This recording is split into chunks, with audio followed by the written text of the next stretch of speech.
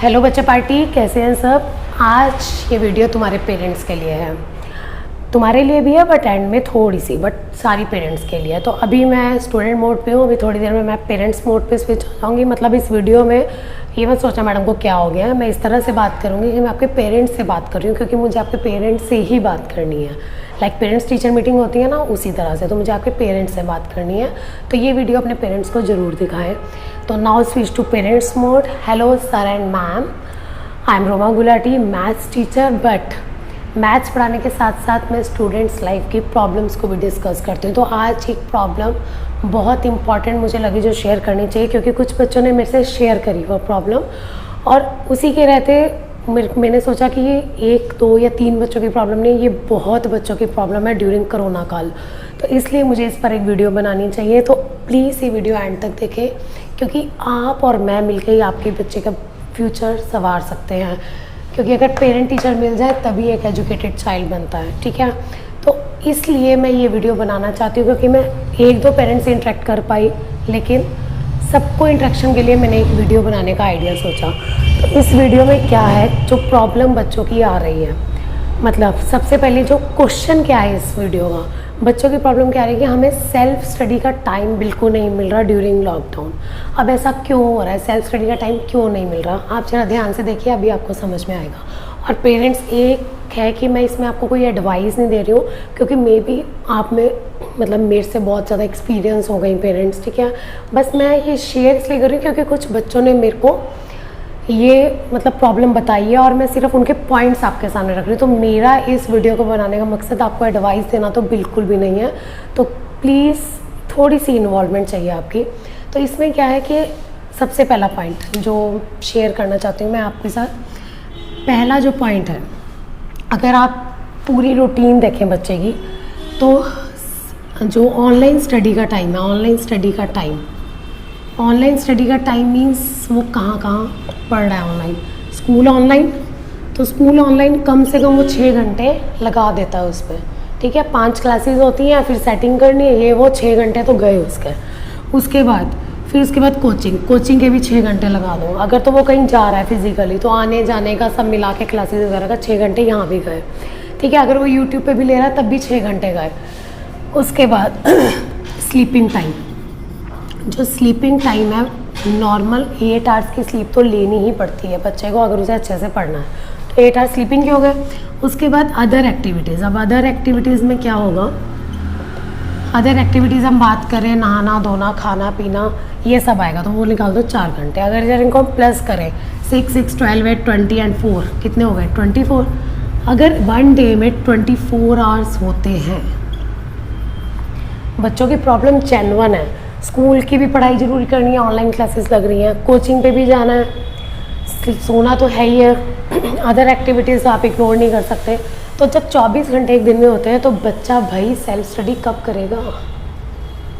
करेगा बच्चा self study. और सेल्फ स्टडी नहीं करी तो आप भी जानते हैं, मैं भी जानती हूँ कि अच्छे मार्क्स नहीं आएंगे। तो इसलिए बच्चों ने जब ये प्रॉब्लम शेयर करी, तो मैंने उनको क्या बताया, मैंने जो उन्हें मतलब सजेशन दी, मैंने कहा भाई तू क्या कर, एक स्कूल की क्लासेस चल रही हैं और एक कौन सी क्लासेस चल रही है, कोचिंग की क्लासेस चल रही है। तो अगर तेरे को स्कूल का समझ आ रहा है, अगर तुझे स्कूल का समझ में आ रहा है तो कोचिंग मत जा, अगर तुझे कोचिंग का समझ आ रहा है तो स्कूल की छोड़ दे। अब वो कहते हैं मैम आपने तो कह दिया, लेकिन पेरेंट्स तो कुछ और ही कहते हैं। मैंने कहा भाई पेरेंट्स क्या कहते हैं, पेरेंट्स कहते हैं नहीं, एक टीचर यहाँ पढ़ा रहा है, एक टीचर यहाँ पढ़ा रहा है, तो दोनों से पढ़, जितने ज़्यादा टीचर उतनी अच्छी पढ़ाई। तो ये एक गलत फहमी है, ये एक मिथ है कि जितने टीचर्स पढ़ाएंगे उतनी अच्छी पढ़ाई होगी, ऐसा नहीं होता। मैं आपको एग्जांपल देती हूँ। +2 में एक टॉपिक होता है मोल कंसेप्ट का, मोल कंसेप्ट के ऊपर न्यूमेरिकल्स होते हैं। तो हमारी +2 में क्या हुआ था, हमारे सर थे भूप सिंह, उन्होंने बहुत अच्छा पढ़ाते थे, लेकिन उन्होंने चैप्टर स्टार्ट किया, बट जब न्यूमेरिकल्स की टाइम आई उन्हें कहीं जाना पड़ गया 1 वीक के लिए। तो उन्होंने एक टीचर को बोला कि आप करवा देना। अब हमें वो टॉपिक आज तक क्लियर नहीं हुआ। उसका रीज़न पता क्या है, किसी ने कुछ बताया, सर ने थोड़ा सा कुछ और बताया हुआ था, उन्होंने कुछ और वे से बताया, तो बस क्या क्रिएटिव कन्फ्यूज़न। हम मतलब वो कितने टीचर से समझ चुके हैं, बट आज तक वो क्लियर नहीं हुआ, मतलब वो अभी तक क्वेश्चन मार्क ही है। तो जितने टीचर्स होंगे बच्चा उतना कन्फ्यूज़ होगा। तो आप क्या करिए, बच्चे को एक सब्जेक्ट के लिए एक टीचर ही रहने दो ना, एक सब्जेक्ट एक टीचर, मतलब या तो उसे कोचिंग में पढ़ने दो या उसे स्कूल ऑनलाइन पढ़ने दो। वो आप बच्चों से पूछोगे, वो डिपेंड करेगा उसे स्कूल में कौन सा सब्जेक्ट समझ आ रहा है। उसे जो स्कूल में समझ आ रहा है वो स्कूल में पढ़ने दो, जो उसे कोचिंग में समझ आ रहा है कोचिंग में। बट आप कहोगे हम स्कूल में भी तो पे कर रहे हैं, स्कूल में भी। आप इस टाइम पैसे का मत सोचो, बिकॉज टाइम इज़ इम्पॉर्टेंट। आपके बच्चे के पेपर आने वाले हैं, आपका सहयोग चाहिए, टाइम इम्पॉर्टेंट है। तो आपको क्या करना है, बच्चे की काउंसलिंग करनी, उसे पूछना है तेरे को नहीं समझ आ रहा, वो कहेगा कि अटेंडेंस भी ज़रूरी है। अब अटेंडेंस ज़रूरी है तो क्या करो, इग्नोर सा मारो स्कूल का, अगर स्कूल का समझ नहीं आ रहा। इग्नोर कैसे मारो, लॉगिन करके छोड़ दो और साइड पर अपना चलता रहे, तो अपनी सेल्फ स्टडी कर। तो 6 घंटे मिल गए उसे सेल्फ स्टडी के लिए, तो 6 घंटे में से चलो 4 घंटे तो पढ़ेगा कम से कम। सेल्फ स्टडी नहीं हुई तो अच्छे मार्क्स नहीं आएंगे। तो इसलिए आपको ये मैनेज करना पड़ेगा, या स्कूल या कोचिंग। अगर कोचिंग में एडवांस दिया हुआ है, पैसे दिए हुए हैं, तो उसको भी भूल जाओ, उसे जहाँ समझ में आ रहा है उसे वहाँ पढ़ने दो। ये मेरी एक रिक्वेस्ट है। दूसरा पॉइंट जो मैं आपसे डिस्कस करना चाहती हूँ, दूसरा पॉइंट है रूटीन।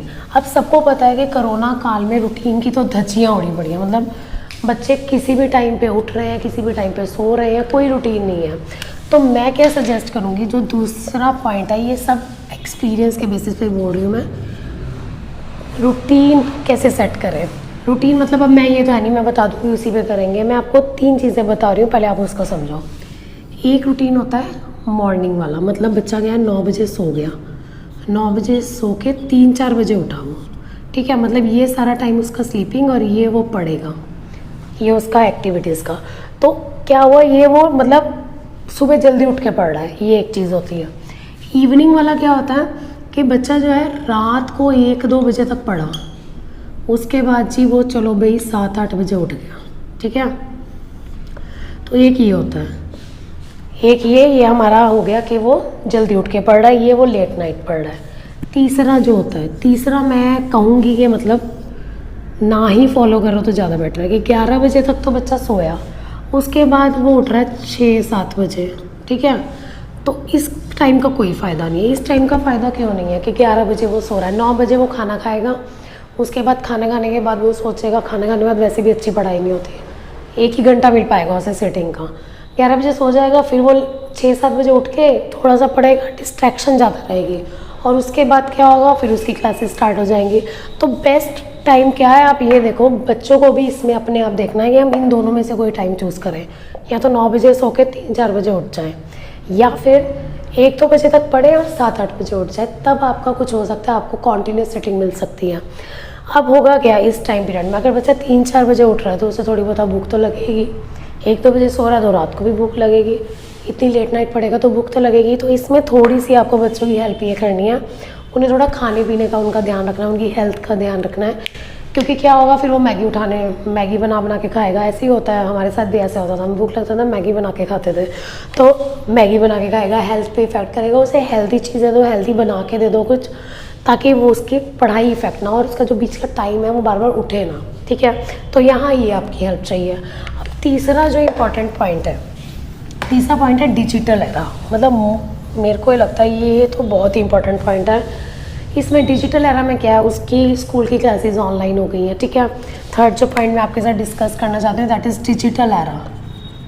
बहुत सोचने की ज़रूरत है अगर हमें रिजल्ट्स चाहिए तो डिजिटल एरा में क्या है कि हर चीज़ ऑनलाइन हो गई है, बच्चा पढ़ ऑनलाइन रहा है, कहीं तो कोचिंग भी ऑनलाइन ले रहे हैं, कुछ फिजिकली जा रहे हैं बट कुछ ऑनलाइन ले रहे हैं, और दोनों चीज़ें ऑनलाइन चल रही हैं। तो होता क्या, बच्चा पढ़ रहा है, साथ साथ ऊपर से नोटिफिकेशन आ गई व्हाट्सएप की, फेसबुक की, बच्चे का माइंड डिस्ट्रैक्ट हो गया, होएगा ही, क्योंकि बच्चा इतना ज़्यादा सोशल मीडिया में इन्वॉल्व है। वो नोटिफिकेशन आई वो पक्का क्लिक करेगा और जाएगा, घूम जाएगा, ये चल चैटिंग, थोड़ी सी चैटिंग कर लेता हूँ, फेसबुक खोला पता नहीं कहाँ चला गया, तो बच्चा डिस्ट्रैक्ट होगा। उसके लिए आप थोड़ा सा स्ट्रिक्ट हो सकते हैं, या तो क्या करो, ऐसी ऐप्स ही उड़ा दो फ़ोन से, व्हाट्सएप, फेसबुक, इंस्टाग्राम, ये सब हटा दो। अगर कम स्ट्रिक्ट रहना है बच्चों के साथ कि आपका बच्चा लग रहा है कि इतना नहीं यूज़ करता, तो आप नोटिफिकेशन ऑफ़ करवा दो उनसे कि भाई तू नोटिफिकेशन ऑफ़ कर दे। बच्चों के साथ थोड़ा सा मिल के आप वर्क करेंगे तो पक्का चेंजेस आएंगे, और वो भी समझेंगे, उन्हें भी पढ़ना है, उनको भी टेंशन है कि हमारा रिजल्ट है और हमारी पढ़ाई नहीं हो रही, हमारे एग्ज़ाम है और हमारी पढ़ाई नहीं हो रही। तो इसलिए आप थोड़ा सा उनके साथ डिस्कस करिए, सब कुछ, सबके सोल्यूशन मिलेंगे। तो आप यहाँ थोड़ा सा स्ट्रिक्ट हो सकते हैं डिजिटल एरा में, क्योंकि बच्चों ने ये डिस्कस किया कि भैया मतलब हम जितना मर्जी कंट्रोल कर लें फिर भी हमारा ध्यान जाता है, हम व्हाट्सएप पे घूम जाते हैं, हम फेसबुक पे घूम जाते हैं। तो ये थोड़ा सा आपको कंट्रोल करना पड़ेगा। लेकिन एक चीज़ और, जो मतलब मेरी मम्मी पापा मेरे भाई के साथ करते थे, वो अगर मान लो एक ही चीज़ है कि नोटिफिकेशन भी नहीं आपने ऑफ करी, एप्लीकेशन भी नहीं रिमूव करी, तो क्या कर सकते हैं? तो आप क्या कर सकते हैं, उनके पीछे जाके बैठ जाओ। जब उनका स्टडी टाइम है, पीछे जाके बैठो उनके, और उससे क्या होता है, एक डर बना रहता है कि हाँ मम्मी पापा पीछे बैठे हैं तो मेरे को अब कोई गेम नहीं खेलनी, मुझे कुछ नहीं करना, मेरे को पढ़ाई करनी है, थोड़ा डर रहता है। तो ये आप अपना काम कर सकते हैं पीछे बैठ के। अगर आपको कुछ इंपॉर्टेंट वर्क है तो आप वो कर सकते हैं। तो पीछे से क्या होता है कि अभी फटकार आएगी अगर मैंने कोई गेम खेल ली, तो ये थोड़ा सा डर फैक्टर रहता है। उसके बाद है कि फोर्थ पॉइंट जो मैं डिस्कस करना चाहती हूँ वो इतना इंपॉर्टेंट नहीं है, बट एक बच्चे ने बोला था इसलिए मैं डिस्कस कर रही हूँ। मे बी किसी के घर हो ये कि लड़की ने ही बोला था किसी कि पहले मैं सुबह नाश्ता करती हूँ, उसके बाद थोड़ा सा झाड़ू पोछा करती हूँ, फिर मैं थक जाती हूँ, मेरा पढ़ाई में मन नहीं लगता। तो मतलब मुझको इस पॉइंट पे इतना एलैबोरेट नहीं करना, क्योंकि ये हर घर की प्रॉब्लम नहीं है, हर पेरेंट्स ऐसे काम नहीं करवाते। तो जो भी प्लीज़ करवाते हैं वो रहने दो, अभी तो उन्हें पे पास वैसे ही बहुत प्रेशर है, तो ये तो छोटे मोटे काम तो अपने आप ही हो जाते हैं, तो ये छोड़ दीजिए, उन्हें सिर्फ अभी पढ़ने दो, अपने ऊपर फोकस करने दो, उनके करियर का सवाल है। उसके बाद इस पॉइंट में मैं ज़्यादा एलैबोरेट नहीं करूँगी। उसके बाद फिफ्थ पॉइंट है एप्रिसिएशन। एप्रिसिएशन क्या है कि अगर आप बच्चों को सीधा मान लो कम नंबर आ रहे हैं और सीधा डांट रहे हो कि हाँ ये क्या है नालायक, ये थप्पड़ लगा रहे हो कि तुम मतलब तेरे इतने आने चाहिए थे, इतने क्यों नहीं आए, तो उसके रिजल्ट नहीं आएंगे। अगर मान लो एग्जांपल है, जैसे मान लो किसी बच्चे के 60 आए एक बार, अगली बार 70 आ गए, तो पहले उसे ये 10 नंबर के लिए अप्रिशिएट करो कि हाँ तेरे पहले 60 थे अब तेरे 70 आए, पहले अप्रिशिएट करो। उसे थोड़ा सा एक्साइटमेंट दे दो, वो एक्साइटमेंट हो जाएगी।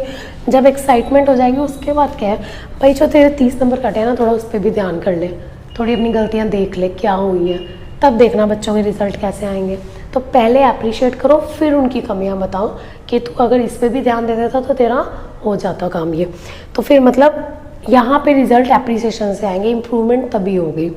तो ये कुछ पॉइंट्स थे जो मैं डिस्कस करना चाहती थी। और अभी तक जो स्टूडेंट ये वीडियो देख रहे हैं, डायरेक्टली इनडायरेक्टली अपने पेरेंट्स को दिखाइए, ठीक है ना, ताकि सोल्यूशन निकले आपकी प्रॉब्लम का, अगर आपकी भी प्रॉब्लम है। और कमेंट सेक्शन में लिखिए कि कितने बच्चों की ये प्रॉब्लम है, एक्चुअल में है ये प्रॉब्लम कि जो 2-4 बच्चों जिन्होंने मेरे से डिस्कस करी बस उन्हीं की है, बट मुझे लग रहा है ये एक्चुअल में ये प्रॉब्लम है, टाइमिंग्स की बहुत प्रॉब्लम आ रही है। और लास्ट में मैंने कहा था कि स्टूडेंट के लिए भी, अगर मान लो ये तो मैंने इतना सारा पेरेंट्स से बातचीत कर ली, अब पेरेंट्स मोड पे, स्टूडेंट मोड पे आ जाते हैं।